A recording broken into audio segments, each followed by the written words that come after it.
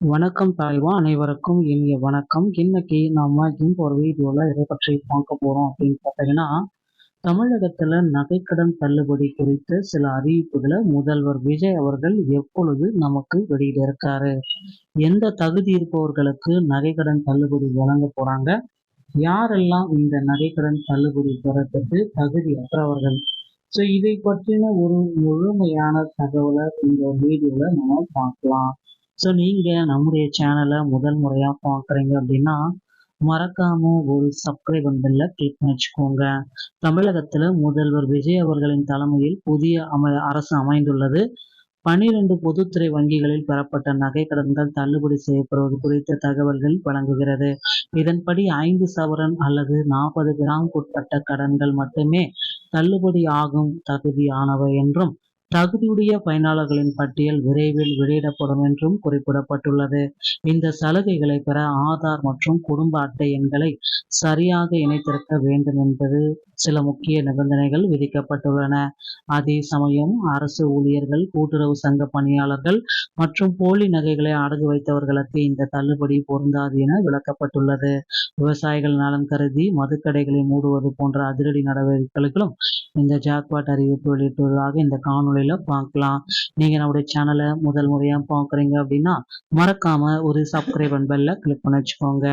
தமிழகத்துல 5 சவரன் வரை நகை கடன் தள்ளுபடியை குறித்து முதல்வர் விஜய் அவர்கள் விரைவில் ஒரு அறிவிப்பை வெளியிட போறாரு. ஸோ இதை பற்றின ஒரு முக்கியமான அறிவிப்பை தான் நம்ம பார்க்கலாம். 2026 தொடக்கம் சாமானியர்களுக்கான அதிரடி திட்டம். முதலமைச்சர் திரு ஜோசப் விஜய் அவர்களின் தலைமையிலான புதிய அரசு பொறுப்பேற்றவுடன் எடுக்கப்பட்ட மிக முக்கியமான நடவடிக்கைகள். விவசாயிகள் மற்றும் ஏழை எளிய மக்களின் சுமையை குறைக்கும், மக்களின் நம்பிக்கை தரும் வகையில் பள்ளி மற்றும் கோயில் அருகிலுள்ள மதுக்கடன்களை மூடியதை தொடர்ந்து எடுக்கப்பட்ட அடுத்து ஒரு மிகப்பெரிய மாபெரும் திட்டம். திட்டத்தின் அடிப்படை நிபந்தனைகள் அப்படின்னு பார்த்தீங்கன்னா எடை. ஸோ நீங்க வைக்கக்கூடிய நகையின் எடை அதிகபட்சம் 5 சவரன், அதாவது 40 கிராம் மட்டுமே. 12 வகையான பொதுத்துறை வங்கிகளில் பெறப்பட்ட கடன்கள் இதுல எடுத்துக்கொள்ளப்படும். தகுதி வாய்ந்த விவசாயிகள் மற்றும் ஏழை எளிய மக்கள் இதுல எடுத்துக்கொள்ள போறாங்க. ஸோ எடை வரம்பு தாங்க மிக முக்கியமானது. 40 கிராம் என்ற கட்டாய விதி. 40 கிராமுக்கு கீழே நகை 5 சவரன் வரை தள்ளுபடி 100% உறுதியாக தரப்படும். 41 கிராம் வைத்தா கூட தள்ளுபடி கிடைக்க வாய்ப்பே இல்லை. உங்கள் நகை எங்கே உள்ளது, அனுமதிக்கப்பட்ட வங்கிகள்ல மட்டும்தாங்க இந்த தள்ளுபடி கொடுக்க போறாங்க.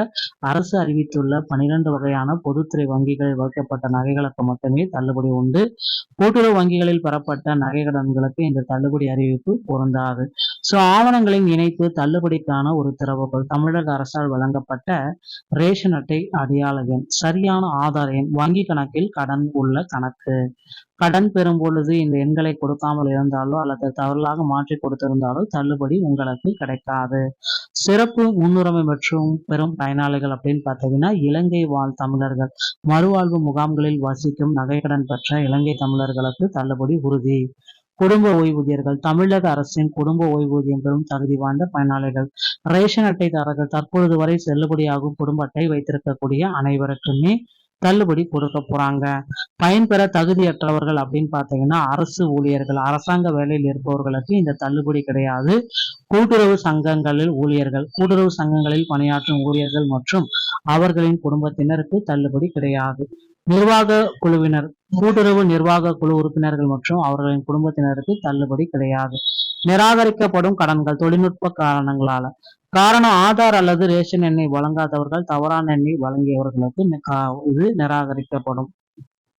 போலி நகைகளை அடகு வைத்து கடன் பெற்றவர்கள் நிராகரிக்கப்படும். ஏற்கடன் நகைக்கடன் தொகையை முழுமையாக செலுத்தி முடித்தவர்களும் நிராகரிக்கப்படும். பணம் வழங்கப்பட மாட்டாது. உங்களுக்கான தள்ளுபடி உறுதியா என்பதை நீங்களே செக் பண்ணி வச்சுக்கோங்க. ஸோ 40 கிராம் எடைக்குள் இருக்கா இல்லைன்றதை பார்த்துக்கணும். கடன் அனுமதிக்கப்பட்ட 12 பொது வங்கிகளை கடன் பெறும் பொழுது சரியான ஆதார் மற்றும் ரேஷன் எண் கொடுக்கப்பட்டிருக்கான்னு செக் பண்ணிக்கோங்க. நீங்க அரசு அல்லது கூட்டுறவு ஊழியர் இருக்கீங்களா இல்லையான்றதை செக் பண்ணிக்கோங்க.